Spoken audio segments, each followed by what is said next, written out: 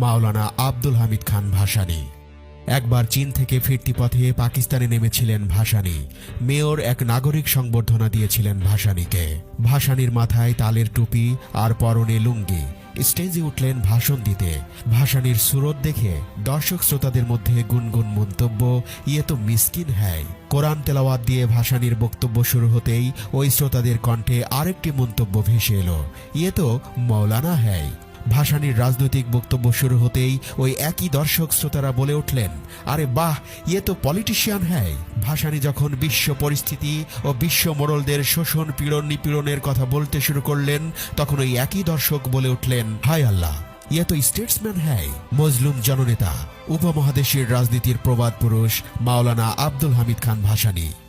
1957 সালে কাগমারি সম্মেলনে মাওলানা আব্দুল হামিদ খান ভাসানী পশ্চিম পাকিস্তানের দুঃশাসনের বিরুদ্ধে হুঁশিয়ার করে বলেছিলেন, পূর্ব পাকিস্তানের ন্যায়সঙ্গত অধিকার ফিরিয়ে দাও, নতুবা ওয়ালাইকুমুসসালাম।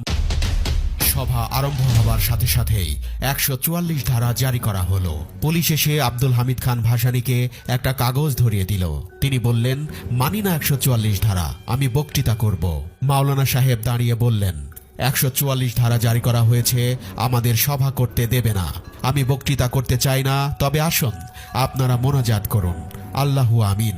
মাওলানা সাহেব মোনাজাত শুরু করলেন। মাইক্রোফোন সামনেই আছে। আধ ঘন্টা পর্যন্ত চিৎকার করে মোনাজাত করলেন, কিন্তু কিছুই বাকি রাখলেন না। যা বলার সবই বলে ফেললেন। পুলিশ অফিসার ও সেফাইরা হাত তুলে মোনাজাত করতে লাগলো। আধ ঘন্টা মোনাজাতে পুরো বক্তৃতা করে মাওলানা সাহেব সভা শেষ করলেন। পুলিশ ও মুসলিম লীগওয়ালারা পুরো বেয়াকুফ হয়ে গেল। তিনি ছিলেন বাংলাদেশের স্বাধীনতার প্রথম স্বপ্নদ্রষ্টাদের একজন ও পূর্ব পাকিস্তান আওয়ামী লীগের প্রতিষ্ঠাকালীন সভাপতি। শোষিত, বঞ্চিত, নিপীড়িত, অধিকার হারা মানুষের অধিকার আদায়ে সংগ্রামী মহাপুরুষ ছিলেন মাওলানা ভাসানী। ভাসানী এমন একজন নেতা ছিলেন যাকে নিয়ে বিভিন্ন দেশের বিভিন্ন বিশ্ববিদ্যালয়ে আজ পিএইচডি ডিগ্রি অর্জনে গবেষণা চলছে।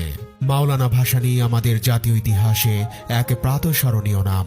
সাম্রাজ্যবাদ, ঔপনিবেশবাদ ও আধিপত্যবাদ বিরোধী সংগ্রামের প্রবাদ পুরুষ, মজলুম জননেতা মাওলানা ভাসানী। ব্রিটিশ বিরোধী আন্দোলন থেকে শুরু করে উপমহাদেশের নিপীড়িত নির্যাতিত মানুষের পক্ষে তিনি আপোষহীন নেতৃত্ব দিয়েছেন।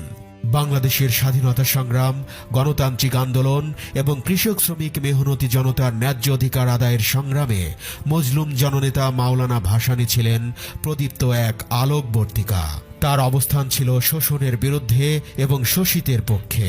অধিকার আদায়ে তিনি এদেশের মানুষকে সাহস জুগিয়েছেন তার নির্ভীক ও বলিষ্ঠ নেতৃত্বের দ্বারা। তার হুঙ্কারে কেঁপে উঠত অত্যাচারী শাসক ও শোষক গোষ্ঠীর মসনদ।